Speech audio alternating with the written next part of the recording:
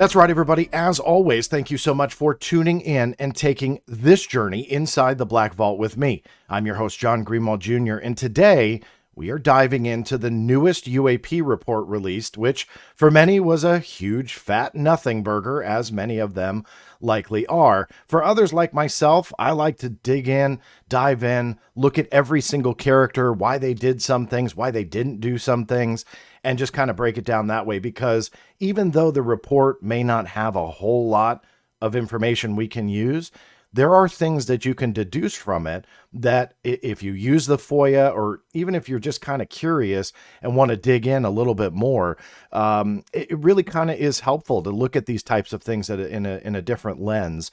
And that's my intent for videos like these.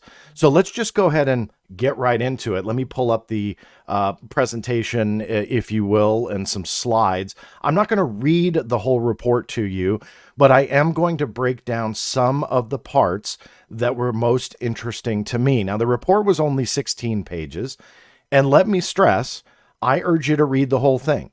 I'm not going to go over everything, like I said, so you might find something interesting that I didn't. So it's very much a matter of perception and how we approach these topics. But what I'm going to go through with you, and I'm going to read some sections, especially for the audio version, but read some sections so we can go through it and kind of talk it out a little bit and see some of the interesting parts of this, but also some of the concerning parts as well. So for those watching on YouTube and then throughout some of the other social media networks where this video may pop up, in the show notes section, you will find a direct link to the Black Vault with the entire report so you can download. Follow along with me on this video, download it for yourself, read it, print it, put it on your wall, frame it, throw darts at it, whatever you'd like to do. But that link is there for you. Now, with these reports, even though it's only 16 pages, a lot of times they will put what's called an executive summary. So the report itself is, roughly 12 pages or so, minus the table of contents and cover page and the executive summary. So the executive summary is roughly a page and a half of taking the report, condensing it down, making it a little bit more digestible for those who don't like the nitty-gritty details.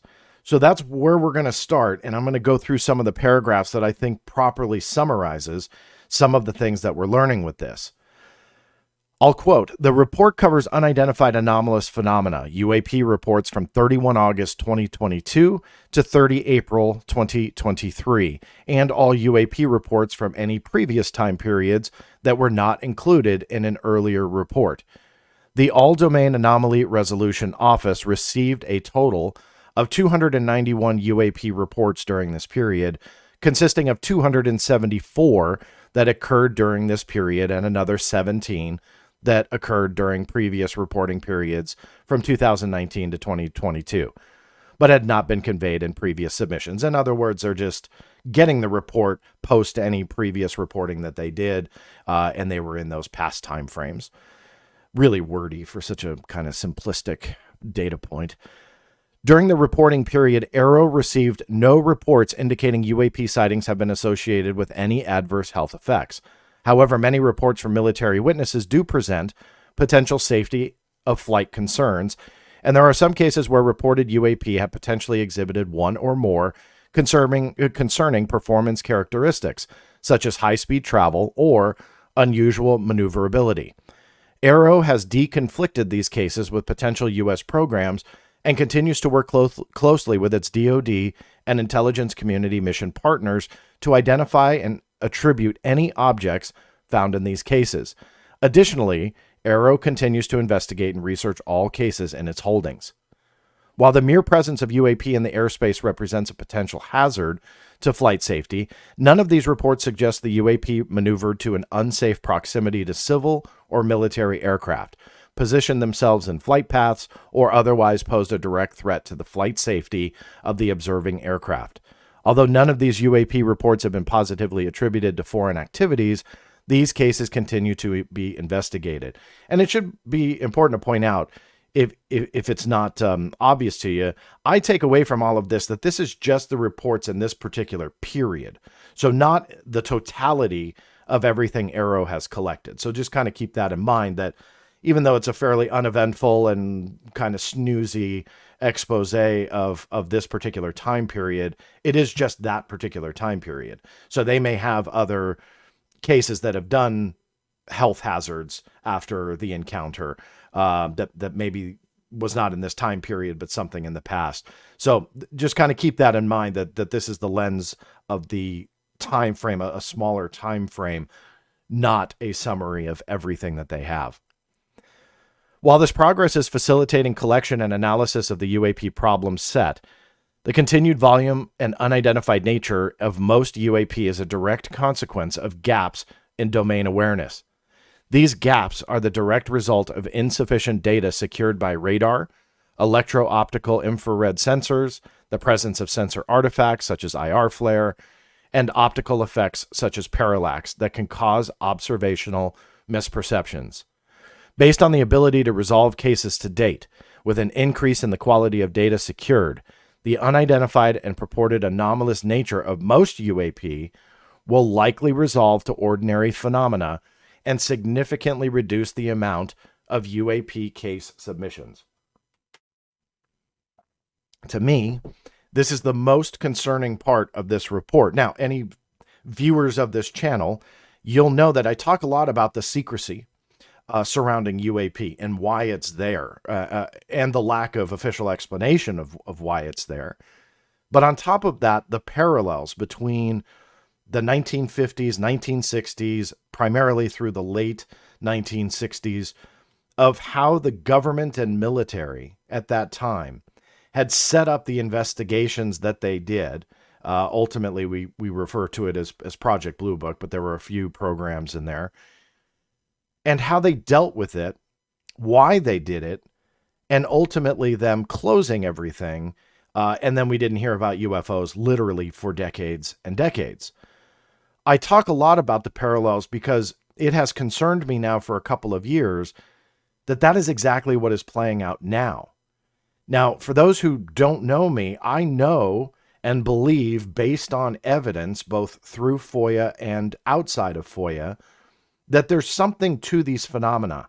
I say it plural. I think that there's multiple facets to this. I think there may be multiple, well, there's obviously multiple explanations, some of which are just very earth-based.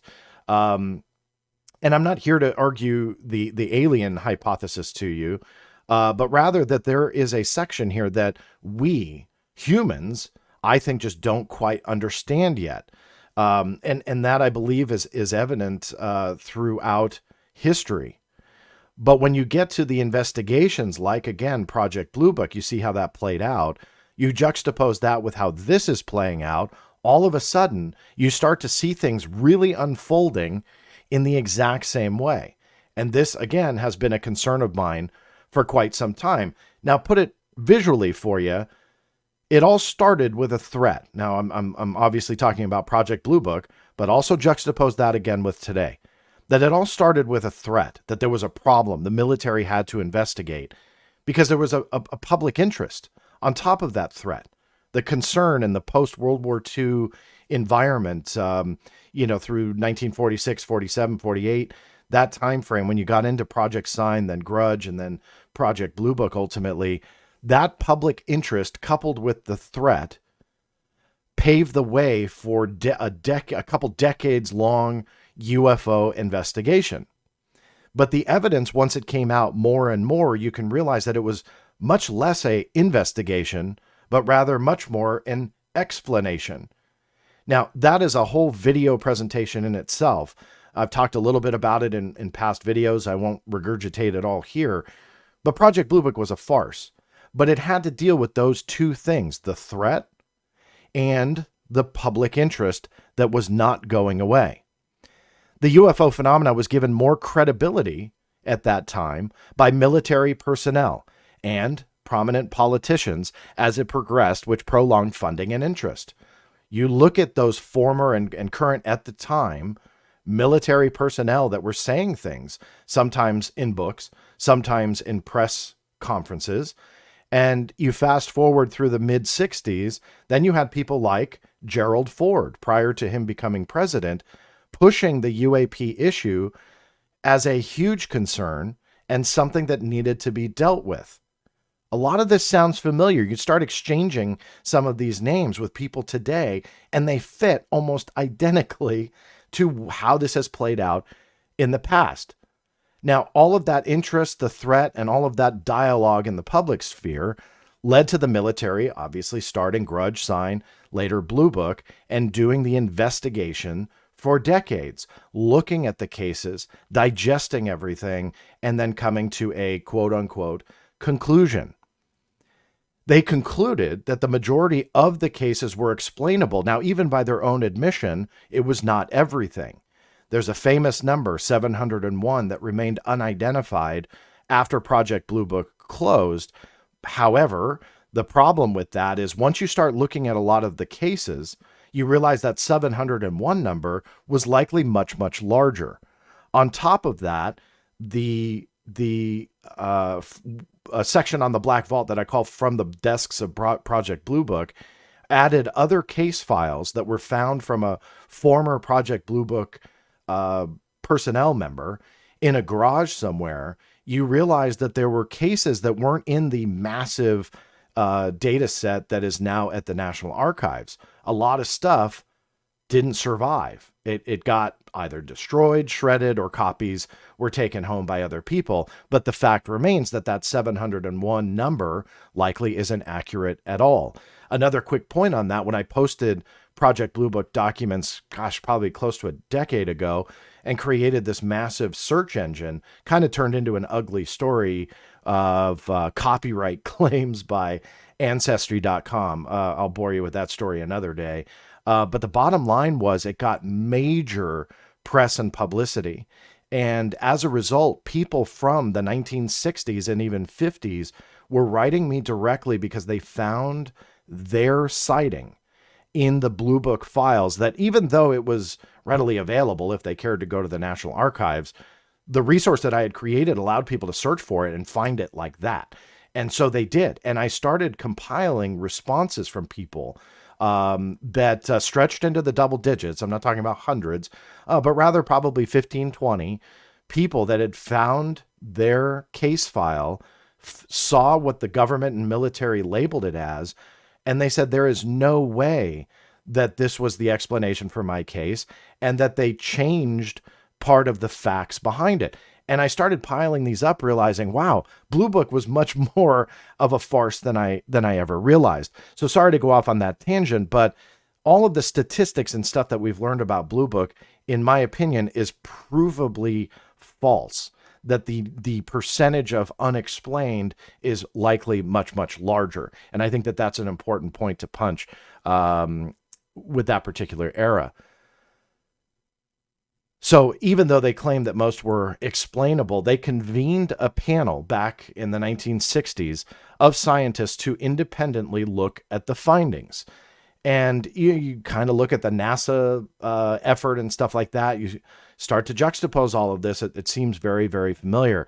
But that being said, that panel of scientists came together, looked at decades worth of cases, and they determined that the UFO phenomena, whatever it may be, was not a threat to national security, didn't warrant further investigation, and recommended that the investigation be closed. And that's exactly what the U.S. Air Force did. They halted the investigation, they stopped it, and for well over 40 years, the government stopped talking about UFOs. It bought them decades. Now, documentation proves that's not entirely true. They wanted you to believe they didn't care, but in reality, the CIA, the NSA, the DIA, and quite a few other places were still collecting and looking at UFO reports from around the globe. So that also was a lie by the U.S. government. However, they used kind of that effort to justify them saying, we just don't care about UFOs. We looked at it. We gave it a shot, and everything is primarily explainable. The cases, and I'm paraphrasing their point on this, but the cases that did not have an explanation, they felt if they had better data, better instrumentation, or essentially more data in front of them about those respective cases, they too would be identified. That's exactly what I just read to you from this new report. that essentially they're saying if we have better data, that we'd likely be able to solve the majority of these. Well, the reality is they probably could, but it's the small percentage of stuff that truly is anomalous. Don't take my word. I'm not guessing. That's Dr. Kirkpatrick's word that he said in the congressional hearing that he took part in, that there was a small percentage of truly anomalous cases that they could not identify that they were collecting. And I did the math at the time with his percentage that he gave. It was roughly about 30 to 40 cases or so. Obviously a rough estimate, but that's a lot of cases that they've collected that would be truly anomalous. Now, what's his definition of truly anomalous? It's hard to tell. We don't really know that. But for him to go on the record and say that, that to me is a big deal. But those types of statements are lost in these reports. These types of reports say, better data, everything explainable. Well, that's probably not true, given the documented history that we can already call back on. And it's playing out the exact same way. Now, moving on from that point, this was another really fascinating section to me that I bet the majority of people just kind of skipped. Now, the 2022 report on UAP, published by the same office, headed by Arrow, and then they consulted with other places as well. I put it in quotes because it was actually published in 2023. They were very late on it, but that's why it's in quotes. The section of where they say the agencies they coordinated with were listed, that to me is fascinating because here's the comparison of the newest report, which is over here, and the 2022 report, which came out early in 2023. And you look at the growth of consulting agencies that Arrow is working with.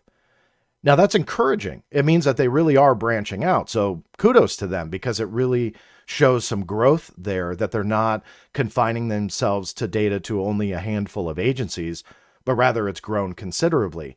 Now, I went through one by one. The yellow highlights are the ones that we already heard before. The ones that aren't highlighted at all are brand new, that they were not in the previous report. Now, you'll see two pink highlights in there too, which are, again, easily missed. And I'm not really sure what the explanation is here, but I think it's worthy of a mention. That in the 2022 report, ODNI's NIM Aviation, in conjunction with Arrow, made that report. This newest was drafted by Arrow and ODNI's National Intelligence Manager for Military Integration. So that's NIM-MIL, not NIM Aviation. So there was a change there that NIM Aviation doesn't even appear here. Now, is there an easy explanation for that? Possibly. But I actually tried to search in Google for this military integration, and every one of the links minus one at the recording of this video, by the way. So that could change later. But at the recording of this video, when I Googled this and tried to research it a little bit more, because that's new to me, they were all references to this UAP report.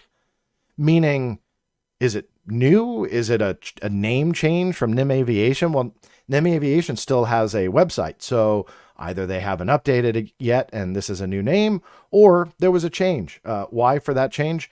Not really sure, but I think it's worthy of note there. The other pink highlight, ODNI's NIM Economic Security and Emerging Technology.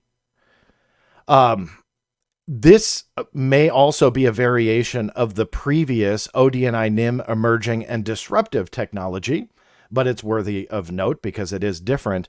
And the DIA is missing. DIA was in the 2022 report, not in the new one. So also of note, why not? Where did the DIA go? Did they exhaust all contributions that they can give? Is it a mistake?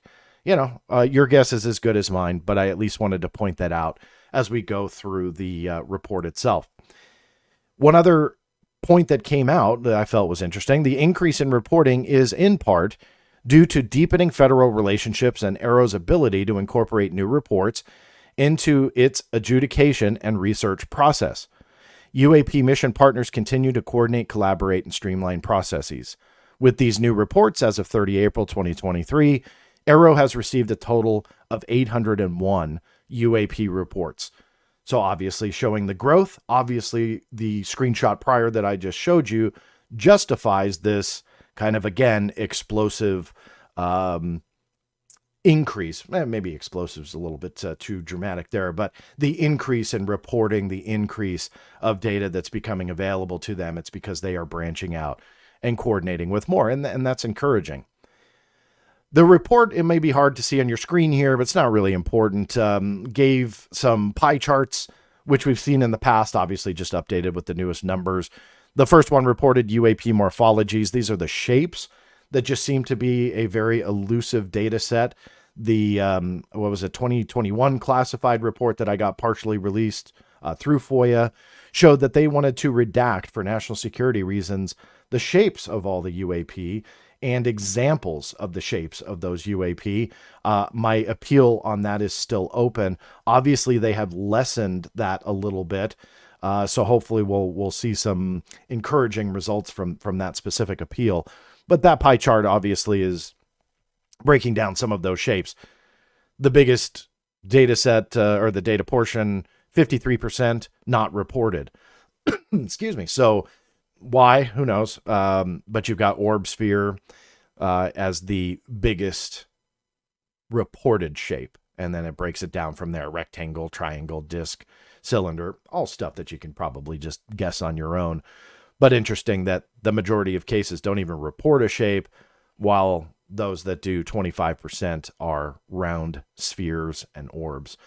This is a pretty pointless chart, if you ask me. Reported lights for fiscal year 2023, lights, 21%, no lights, 79%. But there's so many variables in that would make that actually matter. Was it a nighttime or daytime sighting? Was it instrumentation only? If it was just instrumentation only, would that instrument be able to see or deduce lights on or off? So many different, factors there, which kind of makes that a little bit pointless. Why I point that out is I think they just like to beef up these reports. You'll notice as you go through the report too, they love to skip like half pages. They'll start a new page, just sometimes seemingly randomly. And I think it's just to increase the page count a little bit to make it a little bit more, complete in their view. Here's some more visuals and eye candy. We kind of see these from time to time, the exact same graphics, and they just updated numbers, the altitudes of which UAP are reported, breaking it down. And then obviously the heat map of distribution of reports. This is another kind of pointless one. Obviously there's data bias here because they're only collecting it from military installations, which obviously will limit you to where our military installations are. Going to be heavy in the U.S. And obviously looking at other parts in the world, heavy U.S. presence, so on and so forth. So it's kind of a biased chart, but, eye candy nonetheless. Now, here is kind of a breakdown of some more interesting stuff. I hate to read a whole page to you, but again, for audio reasons on the podcast itself, I think it's important.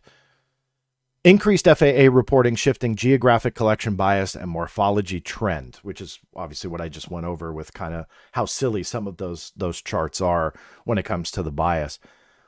Aero has received over 100 UAP incident reports from FAA that contribute to the trend analysis of activity over the U.S. and adjacent waters. Of the incident reports FAA has shared with Aero, the vast majority concern sightings of unidentified lights without specific shape at widely varying estimated altitudes from less than 5,000 feet up to 60,000 feet. None of these reports suggest the UAP were exhibiting anomalous characteristics, maneuvered to an unsafe proximity to civil aircraft, or posed a threat to flight safety to the observing aircraft. Aero will continue to add these reports as appropriate to the active archive where they will be used in the overall trend analysis. No health/physiological impacts from UAP incidents reported. To date, no encounters with UAP have been confirmed to have directly contributed to adverse health-related effects to the observers. ODNI and DoD acknowledge that health-related effects may appear at any time after an event occurs. Therefore, any reported health implications related to UAP will be tracked and examined if and when they emerge. Data and intelligence sources received through various intelligence channels. Arrow's new integrated analysis process ensures the raw intelligence related to UAP from various intelligence disciplines are assimilated into all source data packages analyzed by teams of scientists and intelligence analysts. Arrow's analysts scour multiple classified and unclassified databases to identify any existing data on each UAP case, prioritizing technical sensor information that yields the highest quantity of pertinent, valuable data for review. As the office employs more sensors specifically tailored for UAP detection, the amount and variety of technical data produced will increase, facilitating more and better analytic fidelity. Arrow program updates in regards to the analytic division. Arrow's analytic efforts are confirming that only a very small percentage of UAP reports display interesting signatures, such as high-speed travel and unknown morphologies. The majority of unidentified objects reported to Arrow demonstrate ordinary characteristics of readily explainable sources, while a large number of cases in Arrow's holdings remain technically unresolved because of lack of data. Does that sound familiar? Without sufficient data, these cases cannot be resolved. For the few objects that do demonstrate characteristics of interest, Arrow is approaching these cases with objectivity and analytic rigor. This approach includes physical testing and employing modeling and simulation to validate analyses and the underlying theories, and then peer reviewing those results before reaching any conclusion. Look, this is, in my opinion, the more interesting part. I know it's dry to hear me read, but for those on the podcast, I think it's important to hear this as I show it to you on the video versions. You look at this and it sounds great. It seems like they're really approaching this in the right way. But as you go through this, you look at how much time they spent on what they can explain, and then just kind of like weave in subtly that small percentage of cases that they can't. And yeah, we're looking at it.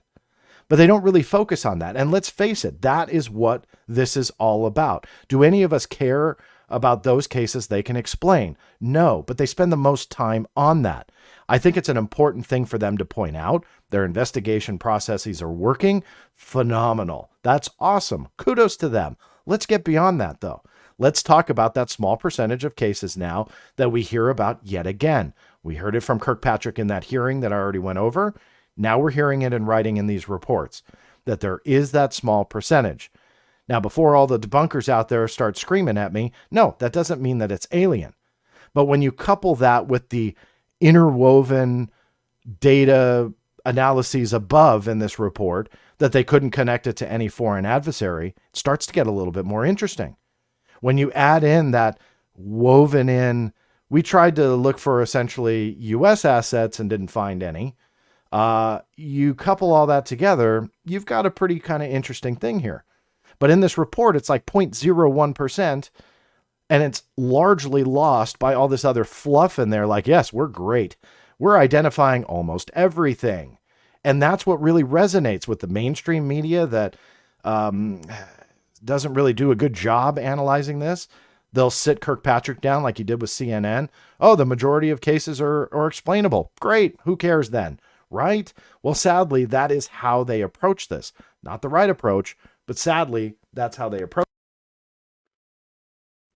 So those are the little things that you have to look at in these types of reports, because they hide things and they subtly put in the most interesting aspects interwoven with a bunch of fluff. Strategic Communications Division. Arrow successfully exercised its process for declassifying data and full motion videos of UAP events for an open congressional hearing held on 21 March 2023. This process is a complicated, synchronized effort that involves various stakeholders and information owners with differing processes. Arrow is working to standardize and routinize this declassification process to ensure as much transparency as possible. Not a word I use every day. Arrow has launched a public-facing website that shares information about its mission, operations, UAP analytic trends and statistics, and declassified UAP data and footage. The website will also link to Arrow's secure mechanism for authorized reporting of UAP. Arrow has established classified collaboration mechanisms to encourage cooperation on UAP investigation and research among government agencies. Now, this is obviously resonating with me. They're talking about declassification, a huge problem when it comes to Arrow and the information that they are collecting. Now, to give you guys a little bit of a behind the scenes look in how I'm approaching this, and have actually for the last couple of years, is that obviously Arrow, as that arm in the DoD that's collecting all this information from not only DoD military branches and so on, but also it seems like assets outside Department of Homeland Security, like Customs and Border Patrol, stuff like that. So obviously they're going out there and they're collecting all of this information. The way to kind of nutshell what I just read to you is this: they cannot look at that and go, yeah, let's just declassify it and send it out. Rather, let's say Customs and Border Protection, or DHS as a whole, or wherever that asset first came from, that's called the OCA, the original classifying authority. They're the ones that actually have to review it for declassification. So yeah, there are some aspects of this that get a little bit complicated, but this is also, in my opinion, kind of another one of those things that Arrow is trying to make things a lot more complicated. Arrow doesn't have to do anything when it comes to the declassification. They just have to ultimately ask the agency to declassify the material, put it through the review. And I think that this is what they're referring to. I'm guessing a little bit there, but it's just based on what I read to you that I think that they're making this a little bit bigger than it should. So what I've been doing is kind of reversing this process. I'm going to various agencies and military branches outside of Arrow and outside of the Office of Secretary of Defense, which is where you file Arrow-related requests to, going to outside agencies and requesting all UAP material, including photos and videos and testimony and so on, that they sent to Arrow. Now, all of those cases are still underway. So I'm not trying to tease that I've got anything that I haven't shown you guys. I publish things very, very quickly when they come in. But what I'm trying to show you is Arrow is making it seem like they're doing this very long, drawn out process for declassification, and it's really complicated. So what I'm doing is trying to fast track it. That as long as for whatever reason, they would try and put this under a law enforcement exemption. And that is going to be another video, just so you guys know. That is something I've talked a lot about on social media in the last couple of months. I have refrained from doing a video on this because I was hoping to get a Pentagon comment on it. They refuse. So heads up that I'll definitely break this down for you even more. But for the sake of this video, as long as they don't say it's a quote unquote law enforcement investigation, there's no reason that they can't declassify it. Or if it's unclassified already, there's no reason why they can't release it. So it's kind of that roundabout way of filing FOIAs to go to, let's say, an agency like DHS or the FAA or whatever and say, okay, here's a FOIA request for everything that you guys have transferred over to Arrow in the last year and a half or whatever, however long they've been around, and see what happens. And I do have movement on a lot of those cases. Will it produce results? Your guess is as good as mine. I never get excited, but I just wanted to give you guys a little bit of that behind the scenes of how that works. Bottom line, I think Arrow is really beefing up the report in areas that they shouldn't, and really kind of making some things a little bit more time consuming than it should be. Because with the FLIR, Gimbal, and Go Fast videos being unclassified from their capture, and I got that in writing. They never had to go through a declassification process. They did, however, have to go through a security review because unclassified information can be controlled.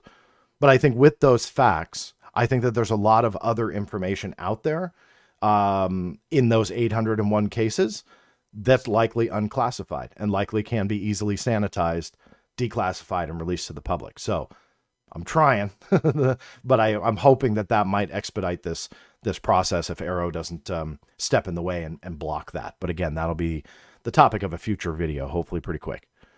Back to the report. Way forward, the space and maritime domains need to be fully integrated into AARO's processes.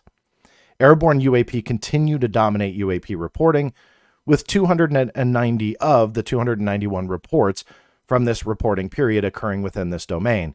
And consequently, the relationship between AARO and air domain elements such as NIMMIL, the Air Force, including NASIC and the Air Force Research Lab, and Air Command elements remains strong and continues to deepen and expands in terms of collection, analysis, exploitation, and resolution. Collaboration with Space Force, U.S. Space Command, NRO, and NASA is well underway. That's one thing I failed to point out to you, but it reminded me here. The Space Force was not included in that 2022 report breakdown of collaborators, but was in this report. So obviously there's movement in the space domain.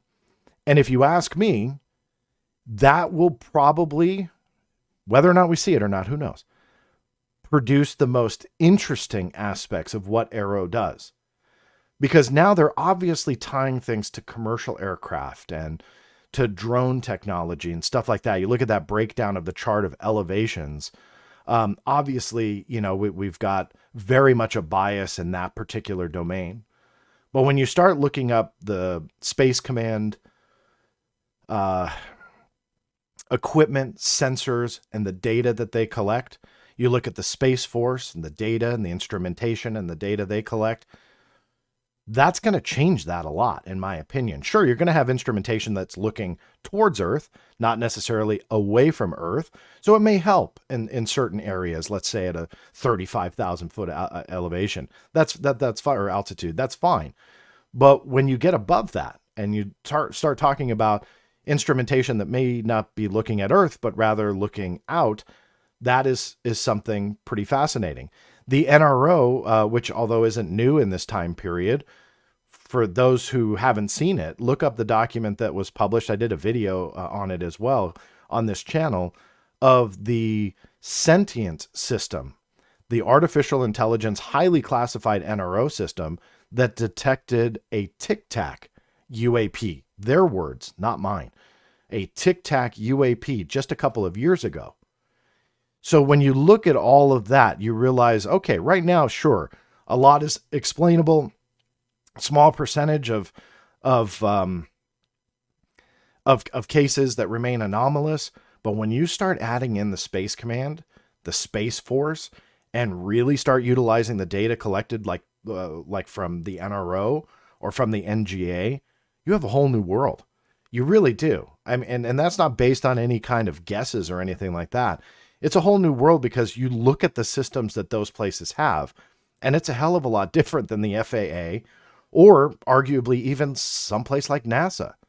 So you look at those types of surveillance systems that they have, I think it's going to be a whole new world. What we will learn as the general public, what will we, the people, hear, your guess is as good as mine. But encouraging nonetheless, and I think that internally they're going to see that data skew a lot. Case closure report. This was kind of interesting. Attached is a pilot example of the result of AARO's full-phase analytic process. The files and accompanying data in each case have been given to AARO's IC and S&T partners for their analysis, and this resolution report reflects AARO's determination based on the results. These case resolutions and accompanying unclassified analyses will be published on AARO's website. So that's all great, right? Encouraging. We're being transparent with the public. This is what you guys will get. The report itself, case, quote, Western United States. 8 May 2023 is when they solved it. And it looks, look, you see here what they do. I'm not going to read the whole thing, but key findings, intelligent assessment, case essentials. They obviously were likening this to commercial aircraft traveling on different air routes to, again, just kind of like that case breakdown summary explaining what these are. And we'll likely get a ton of these as time goes on. Solving cases, very much like Project Blue Book did, because keep in mind, those were available to the media if the media asked at the time. They were not classified. There were some classified cases, but the majority of them were open to the general public. So yet again, when you look at what they're doing here, they're going to probably bombard you with commercial aircraft, drones, maybe even the exhaust of an F-18 if they want to go there. They've already said parallax in their report here, IR glare, all things that we've seen bantered about through social media ramblings. However, here they are officially putting it on paper as explanations. So they're going to bury you in those, but those small percentage, again, those cases that were woven into this report and alluded to, hinted at, and you kind of have to put the pieces of the puzzle together, you likely won't see those. What about the Space Force when that gets into play? Are we going to see anything that comes from that? Likely not the way the secrecy is going. So again, it's all about perception and optics when it comes to stuff like this. That's not conspiracy talk, that's history. And that's well-documented history, that the era of Project Blue Book, it was all about the optics. Hey, media, if you want to look at our reports, come on in. Let's show it to you. Look at this weather balloon case. Look at this swamp gas case. Look, we have scientists that say it's swamp gas, so it has to be swamp gas. And that's exactly what they did at the time. Here we see the roots of something very similar, but in the 21st century. A website that will have cases very much like this, that essentially, here, case status, resolved. The lights were aircraft up to 300 nautical miles away from the sensor. It's great that they can solve it. I won't even fight it. It probably is lights from a commercial aircraft. But the problem is that it's the optics and perception that they want to give. Call it psyops, if you will. Call it whatever you want. Call it PR. But that's exactly what Blue Book did. The optics and perception then was that the majority of the cases were easily explainable. What they didn't tell you then was that there was a percentage that they really couldn't identify. They admitted to 701, but they likely skewed the number down. Again, verifiable. There have been books written by people much smarter than me that analyzed all that data, looked at it, and assumed that the 701 was wildly wrong. But regardless, even if it was right, they didn't want you to really look at those cases that were unidentified. Some of them really didn't have the evidence. That's fine, gonna happen. But there's other ones that just did not have an explanation, nor do they to this day. We're seeing the roots of the exact same thing. And that's what's worrisome. Because again, you're going to get bombarded by this. Look at these phenomenal pictures here that they released on the report. If you squint and turn your head slightly, you can see the commercial lights. I don't know, whatever. That's what it is, apparently. Western U.S. UAP shape distorted due to sensor vibration. So you're going to see a lot of this kind of stuff that you just kind of like fall off your chair and go, who cares? I'm not going to waste the bandwidth to load this and print it. So that's, in my opinion, the optics and perception of what we are seeing unfold. And that is kind of really upsetting. It really is frustrating. And although a lot of people see me as more of a skeptic and debunker, I guarantee you I'm not. And it's for reasons like this, because when you take history and you take the evidence that's available to us, you don't need the whistleblowers to tell us that there's more to this story than they want us to know. You don't need a rocket scientist to figure out, hey, look, their perception and the optics of all of this is likely skewing reality in order to push a certain agenda. And that agenda is to deal with the threat and the public interest, very much like Project Blue Book did. Those are the same words that we keep hearing about today. Public interest, massive public interest. We see it in FOIA documents. We see it in emails. We hear about it in the press and the press statements. The public interest is partially fueling this based on those from the military, from the government, pushing what narrative? Ah, yes, the threat narrative. Exactly how it was back then. So it's incredibly fascinating to see those parallels. Now, one thing that I do want to point out, I didn't make a slide for it, but I will link it after the show. I had received, maybe going back a year ago or so, a breakdown of Arrow's cases. Now, what they gave me was essentially like this spreadsheet graph of hundreds of 6-digit numbers. Essentially, the case numbers that coincided with cases like this. Now, case Western United States. How many Western United States cases do they have? It's such a silly way to label these things. I don't quite understand the logic there. But why I bring this up is that if you were to ask me, and this is pure speculation, put the alarm on, it's just speculating. But those 6-digit numbers represented cases like this. Do you see a 6-digit number on here that coincides with that database they sent me through FOIA? I don't. Hopefully I didn't miss it, but it's just 2 pages, so I think I didn't, but please correct me if I'm wrong. What's my point? Those 6-digit numbers mean something somewhere, and they should have reports that coincide with Western United States to a 6-digit number. Where am I going with this? I think the unclassified, sanitized, boring as heck reports are going to be what you and I are fed through that website, which they outline extensively in this report.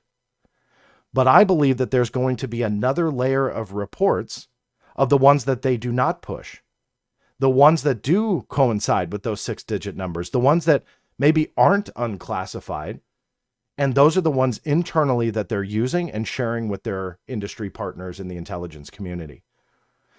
You know that I'm filing requests for stuff like that because the one piece of the puzzle, which to me was useless, like what the hell can I do with hundreds of 6-digit numbers that don't coincide with anything? This comes out and it just put a light bulb in my head that there's a whole nother layer to this. Now, we can assume that there's classified reports. So no, that's not some huge revelation. But I think that there's actually another layer of published, internal published reports that they're sharing within the intelligence community that I don't think they're going to name it Western United States. They're going to have probably some other more descriptive name, but case number 752368. And then they're going to coincide that number with the report itself. That's generally how government reports work. When you have things serial numbered, labeled, whatever term you want to use for their respective operations, there's always a unique identifier to those particular reports. You don't see it here. So I'm searching for those other layers that I believe are there. So that useless document, although was kind of interesting, just got a heck of a lot more interesting to me for that. Here's the last slide. And that is the index of key terms or glossary of terms. The 2020 report had what you see there on the right side of the screen. The left side of the screen is the newest report. You see a heck of a lot more. Now, why this is interesting is a lot of these terms did not appear in the report. So generally, when you see things in an index, or like key definitions is another label I've seen in various government reports. Essentially, you see those definitions or the words that they're defining in the index in the actual report. And a lot of these you don't have in the actual report. So where did these terms come from? Well, what's interesting is they come from somewhere, just not this report. You look at spaceborne UAP. They already have that defined. Sources of anomalous detections above the Kármán line, i.e. 100 kilometers above Earth's mean sea level. So they're defining all this already, just as the Space Force and Space Command collaborations are underway. Now that's good. That's, again, not a huge revelation, but the fact that they have this already set means they will likely start filling out these categories and these labels of spaceborne UAP. Airborne UAP is a given. Seaborne UAP is another given. Transmedium UAP. So I don't have to read you all the definitions. Those are pretty self-explanatory. But again, you start to see these flushed out from the 2022 report. You don't have them.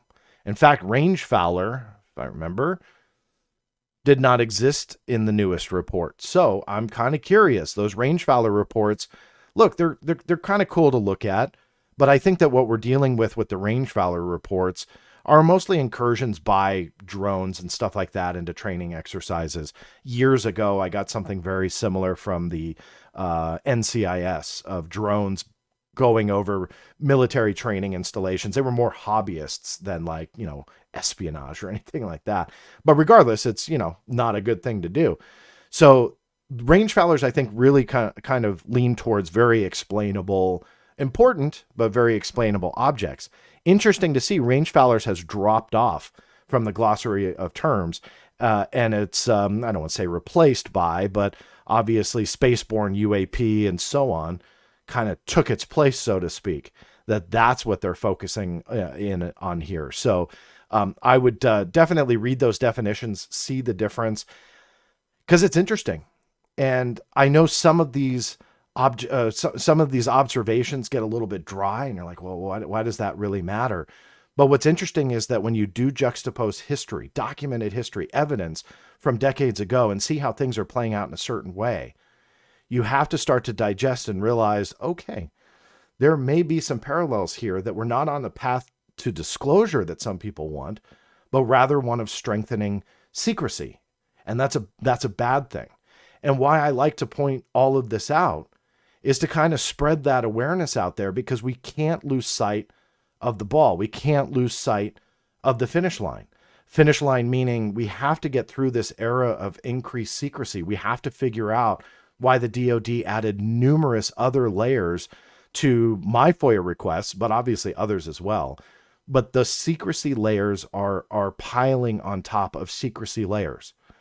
And in the coming days, I will break down exactly what all that means and the problem that it's caused. But above all else, what I like to point out is that entwined in some of this dry, boring, obviously government speak of trying to calm the nerves of everybody and say, lose interest because there's nothing here. There are things put into there that once you pick up on, you realize there's something here. And it coincides with that small percentage that we knew about decades ago and reinforced it once more evidence came out. We're seeing that again. The small percentage is what keeps people like me around, but me specifically around, because there's something here that the U.S. military and government can't identify. And they'll admit it if you pay attention. But they want you to get lost in the fluff of commercial aircraft lights, and we can explain it. Just give us more data. Don't get lost in that. Read between the lines. And sometimes you don't even have to read between the lines. It's in the lines. You just got to read them. I hope you enjoyed it. If you're watching here on YouTube, please give a thumbs up. It is a huge help to me to have you do that. The biggest help, just share the channel. If you find these videos worthwhile, I know that not everybody agrees with me. That's okay. That's what this channel is all about. It's about the dialogue. That's why I love the live streams, because the chat rooms are always flying. There's always great comments from everybody. I love to read all that. So please, please share the channel if you find anything worthwhile. Thumbs up. If you're listening on the podcast, 5-star reviews is what I aim for. I won't tell you what to do, but just add a review nonetheless, because it helps across the board. Thank you so much for listening and or watching wherever you might be doing so. This is John Greenwald Jr. signing off, and I'll see you next time.